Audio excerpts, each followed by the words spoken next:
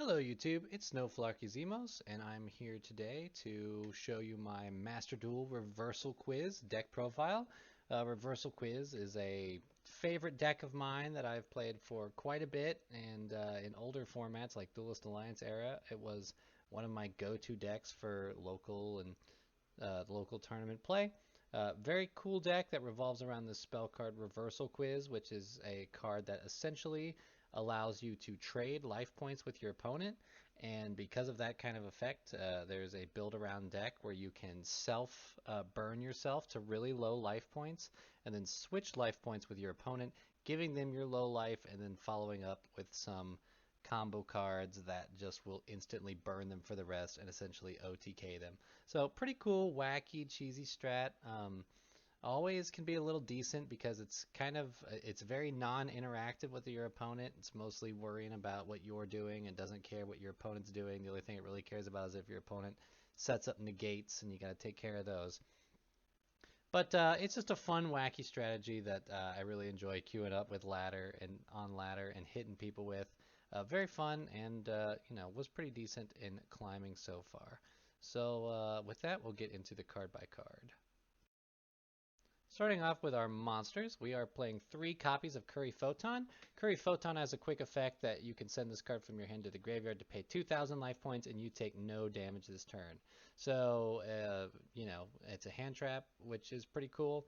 And Curry Photon is really good for helping you manipulate your life points where you want to be. You pay 2,000, so you take a little damage, but once you do Curry Photon, you don't take any more damage this turn. So use that wisely. Sometimes in this deck you want to take a few hits and then Curry Photon just to get yourself real low. So just the flexibility of both being a card that allows you to take no damage and pay 2,000 life points is a definite reason to run 3 of. Next is Card D. Not too much summoning we need to do, so some turns, we just normal summon Card D, tribute it off to draw 2 cards, and becomes the end phase. Pretty cool. We want to dig through our cards really fast, and this is just another card that does it and makes use of our normal summon that otherwise is getting wasted. Next, I'm running 2 Kaijus, Iradian and Godarla. These are mostly in here because they are budget options. This deck is very weak to cards that negate, especially if they can negate a spell card, because then you literally can't play Reversal Quiz and win.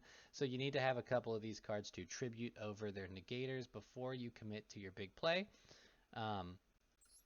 The Kaijus are nice because they only require the 1 tribute, which is nice if your opponent sits on 1 board. But normally, I would be playing 3 copies of Lava Golem, which is the other one. Lava Golem is nice because it tributes 2 monsters, which is pretty cool, although sometimes dead if your opponent only summons 1 monster. But what makes Lava Golem superior than the Kaijus is that it has this effect once per turn during your standby phase, take 1,000 damage. And when you give it to your opponent, that means that effect will apply, and Lava Golem can be a key piece of getting all the damage you need to finish him off with your Reversal Quiz OTK. So just holding off on using my dust for Lava Golems. It's not the most necessary thing, but if I would definitely recommend 3 Lava Golems over the Kaijus. Maybe you could still play 1 Kaiju and cut a card somewhere else. But you definitely need those cards to take care of negates. And that is it for our monsters. Next, we're moving on to our spell cards. I am playing 1 copy of Terraforming. Terraforming adds a field spell from the deck. We are playing 1 in here, Fire Prison, so I'll talk about that more when we get to it, but Terraforming just gets us to that. Next is Reversal Quiz, the namesake card of the deck. Send all cards in your hand and on your side of the field to the graveyard. Call the type of card, spell, trap, or monster that is on top of your deck. If you call it right, exchange your current life points with your opponent. So what's very important here is you got to know what's on top of your deck to make the exchange, and it sends all cards on your hand and side of the field to the graveyard, which is important because that is how we will trigger the burn damage from things like Fuma Shuriken, is that it will get sent to the graveyard when we play this. But also important to know when you play Reversal Quiz is when it says send all cards in your hand and on your side of the field to the grave, that does mean you do need to have at least 1 card in your hand and 1 card on your side of the field to send to the graveyard in order to activate Reversal Quiz. And of course, you want to make sure there's no spell negates on board before you commit to it, but Reversal Quiz is how we trade life points and win the game. Next up, we are playing 3 copies of Pot of Duality. We want to search for a key combo piece. We want to dig through our deck. We don't need to special summon too often, as long as it's not a turn where we have to kaiju. So duality is an obvious 3 of.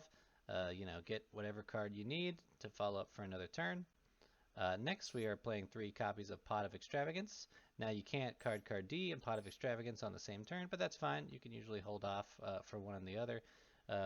Extravagance essentially just banishes cards from our extra deck, either 3 or 6, and we draw a card for every 3.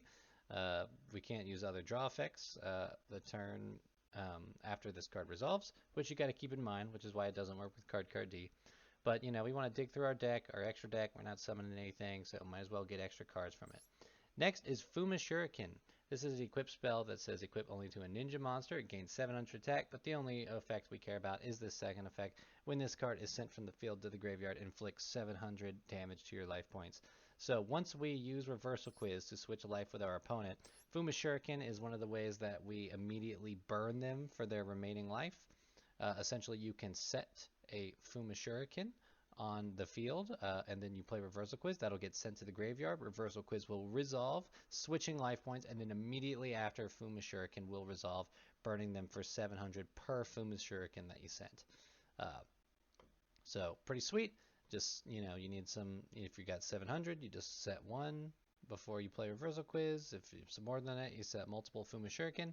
But Fuma Shuriken is how we get the burn to end the game. That or Lava Golem. Those are our 2 ways. Next up, Fire Prison. Fire Prison in TCG, this would be a Mystic Mind slot, but since Mystic Mind is banned in Master Duel, I decided just to make Fire Prison, which is a card that does a lot against certain decks. Essentially, why we play Fire Prison is that neither player can link summon a link monster with a lower rating than the highest link rating on the field. So, that stops, if you've got a decently high link monster, you can't summon any additional low level ones. And of course, the big reason to play this card here is that monsters cannot attack except link monsters. So because link monsters are the only thing that can attack, this can stall out your opponent for quite a bit, and stalling is what we want to do in this deck till we get our combo. Especially because they probably only have one link monster that they may be able to attack with, and that's fine because we're happy to take a little damage from attacks just because we want to have our life points get lowered, but we can't take OTKs. So Fire Prison, just slows things down, and it baits out spell and trap removal, which keeps your trap cards alive usually because they need to get rid of this. And so pretty good option. You could definitely cut the Fire Prison maybe for something else, but I'm enjoying it right now. Next is 2 copies of Spellbook Organization. Look at the top 3 cards of your deck, return them in any order. This is the other card you need for the Reversal Quiz combo, because playing Spellbook Organization means that we know what card is at the top of our deck and can guarantee to get Reversal Quiz correct. And, we need to get Reversal Quiz correct for it to work, so good card there. Next, we're moving on to our trap cards. I am playing 3 copies of Waboku. Essentially, you take no battle damage this turn, and monsters cannot be destroyed by battle this turn. Pretty cool. We don't want to get OTK'd. Sometimes we need to stall a turn. Waboku can do just that. Next up, I am playing 3 copies of Reckless Greed. Draw 2 cards and skip your next 2 draw phases. Reckless Greed is a pretty cool draw card because you can play Reckless Greed. And if you have 2 Reckless Greeds, you can play both of them. You'll draw 4 cards, but you still only skip your next 2 draw phases because Reckless Greed does not stack. Reckless Greed is also pretty cool because if you have these set, you can activate these on your next draw phase, and that may draw you into a Pot of Extravagance that you can then play because this Extravagance only stops you from drawing for the rest of the turn, not beforehand. So that can get you a lot of cards real quick and pretty awesome. Next, we are playing 3 copies of Hope for Escape, another big draw power trap card. If your opponent's life points is at least 1,000 higher than yours, pay 1,000 life points, draw a card for every 2,000 life point difference between your life points and your opponent's. So, paying for cost and making use of the fact that we are already self-damaging ourselves to draw a lot of cards makes this a card that works pretty well. Works nicely with Curry Photon because you can play Curry Photon and then chain Hope for Escape, and you can chain multiple Hope for Escapes. Really use that to help manipulate your life points. and draw a lot of cards. So between drawing cards and life point removals, Hope for Escape is kind of an obvious choice. Next is Waking the Dragon. This is our alternate win con, and also against people who want to pop our back row face down before we can resolve it. Waking the Dragon is just a trap card that says if the set card in its owner's control has left the field because of an opponent's effect and is now in the graveyard or banished, special summon a monster from the extra deck. And, based on when they hit, you can summon something like Last Warrior or Raid Raptor Ultimate Falcon. Just these really powerful extra deck monsters that can, in certain matchups, really be their own win con.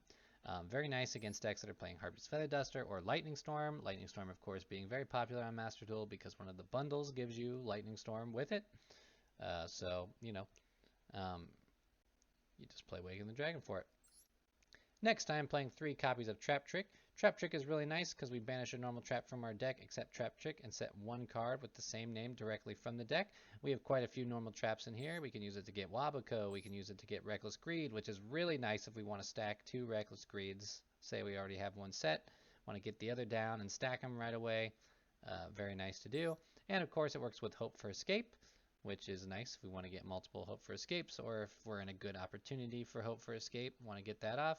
And you can even chain it to a Harpy's Feather Duster to set a Waking the Dragon that will get immediately destroyed, and then you can use your 1 trap resolution after Trap Trick to summon a Waking the Dragon monster. Pretty good. So, lots of good reasons why Trap Trick works in here, and awesome to have. Last, for our main deck cards, I am playing 1 copy of Wall of Revealing Light. It is a continuous trap that says activate by paying any multiple of 1,000 life points. Monster your opponent controls cannot attack if their attack is less than or equal to the amount you paid. So can definitely wall and save your life for a while, although normally this card will get outed. So really the main reason to play it is just because we want to have this card that says we can pay any multiple of 1,000 life points. That way, if we have the reversal quiz combo ready to go and just need to get a bit more life point damage, we can just wall ourselves all the way down to where we need to be to end the game. And that is it for our main deck. Next up, looking at the extra deck, a lot of this is just filler nonsense. Mostly the extra deck is just for your best Waking the Dragon targets. Now, given that Waking the Dragon targets are kind of expensive with the dust that is given on Master Duel, I haven't invested fully into it, but I do have some cards. We'll talk about the ones that are good. First one is Last Warrior from Another Planet. Essentially, this one you can pull out of the extra deck, and it just says neither player can summon monsters. So if you get Harpy's Feathers Dustered and your opponent hasn't summoned any monsters yet, you can play Last Warrior. Now they can't summon any monsters, which, is pretty good, especially because in this deck we don't even need to attack. So a lot of the ways of them just setting endlessly doesn't matter too much. We'll just sit on Last Warrior and wait till we get Reversal Quiz combo. The next good one to talk about is Blackwing Full Armor Master. Unaffected by other card effects, each time a monster activates its effect, you place a wedge counter on it after that effect resolves. Once per turn, you can target a monster your opponent controls with a wedge counter, take control of it, and once per turn during the end phase, you can destroy all monsters on the field that have a wedge counter. So 3,000 attack monster, unaffected by card effects, makes it hard to deal with, especially with it having a basically monster board wipe capability, as well as the ability to steal a monster. Pretty cool card. Definitely just a really powerful target to summon off of Waking the Dragon. Next is Raid Raptor Ultimate Falcon. This is pretty much the usual go-to for this. 3,500 attack, unaffected by other card effects, so that just makes it really big and hard to deal with. You either have to kaiju it or battle over it. Very limited options, so sometimes in some decks just can't deal with it, and that will win you the game outright. So good card to have. Those are definitely the 3 best targets. I have some other budget options of just things that I pulled and that work decently. White Aura Behemoth's kind of nice because it's a 3,300 attack monster that has the ability during your opponent's turn to summon a Divine Dragon token with 3,300 attack. So that's just a lot of stats to deal with. Now, of course, they can deal with it with card effects, but still pretty cool. White Aura Whale is nice because it's 2,800 attack, which is kind of big. It can attack multiple monsters on the battle phase and inflict piercing. Kind of cool to note that. Tenyu Spirit Sasahara is kind of cool. 3,000 attack. You can summon tokens that are equal to the other monster's attack. So, okay options. You definitely wouldn't summon any of these unless your Ultimate Falcons and Armor Masters were all banished off Extravagance. The rest of it, King Dragon is just complete filler, and Defender, yeah, just complete filler. You know, investing in a full Waking the Dragon extra deck is quite expensive in Master Duel, and I'm saving my dust for other things. Just having a few good targets usually means you'll have at least one of them, which is all you're going to summon anyway.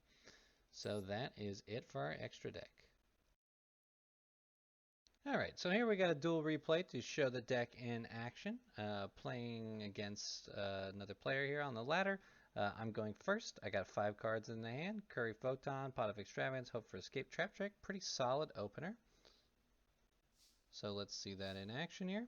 We're going to start by playing Pot of Extravagance. We're going to banish 6 cards to draw 2. They got no Ash Blossom, that's fine. Draw Fire Prison, so I'm going to play Fire Prison. That way we can help wall our life points. And I'm going to set Hope for Escape with Trap Trick. Now this is pretty nice because with Curry Photon and Hope for Escape, I'm going to be able to get quite a bit of draw power next turn. So we're going to go with that. So my opponent's going to go. They're going to start by playing Shaddoll Fusion. Pretty powerful card and pretty popular on the ladder. Lots of Shaddoll Invoke players. Summon El Shaddoll Construct. Pretty big boss monster that is usually pretty good, but not a big deal for this deck since, you know, I'm not special summoning monsters. So the Shaddolls here are going to resolve and activate their effect. Beast's going to draw a card. You know, they're going to dump. Now they do pop Fire Prison, which means they can attack, but I'm fine taking that attack because it's only 2,800 and I want to lose some life points here for my Hope for Escape Trap Trick play.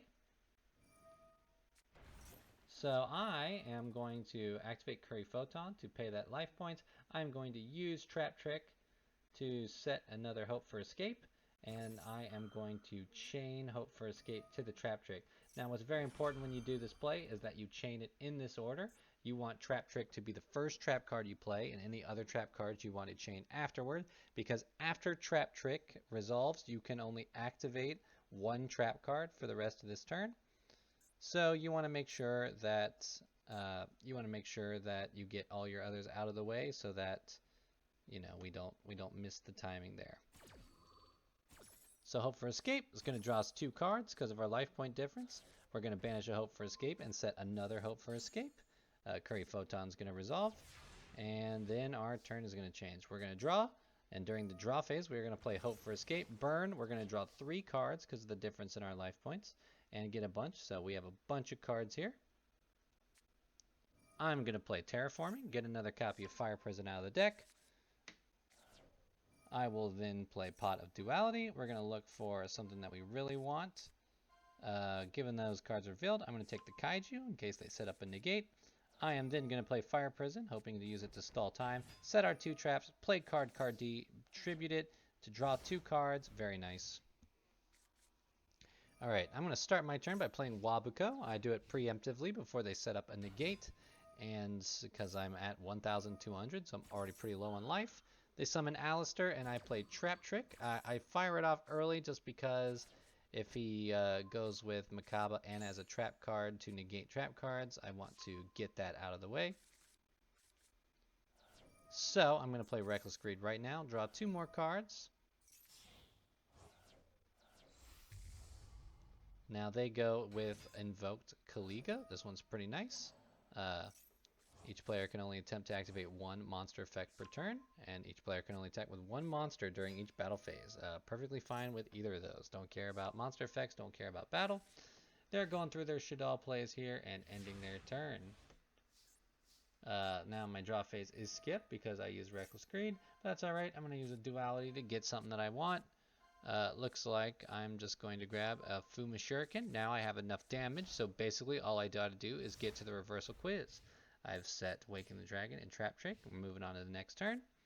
So they are summoning Alistair. Pretty cool. Playing Invocation. Going into El Shaddoll window. And they try to enter battle phase, but I've got Fire Prison up, so Fire Prison is not going to let them attack with any of their monsters. I am going to play Trap Trick to set a Wabuko just in case they have something to deal with that. It also gets Wabukos out of the deck. Our second draw phase is skipped here because we have played Reckless Greed. Now we're duality, of course, 4 extravagance, and we got a Wabuko and a Fire Prison, so we can very likely buy another turn. We're going to play Wabuko right off the bat just to get it resolved. Now they are doing a super poly play here. They're going to make their board. They're going to pass the turn. Got nothing they can do. Well, I guess not yet, but they're going to grab Magical Meltdown, get Alistair back, and then they'll pass the turn.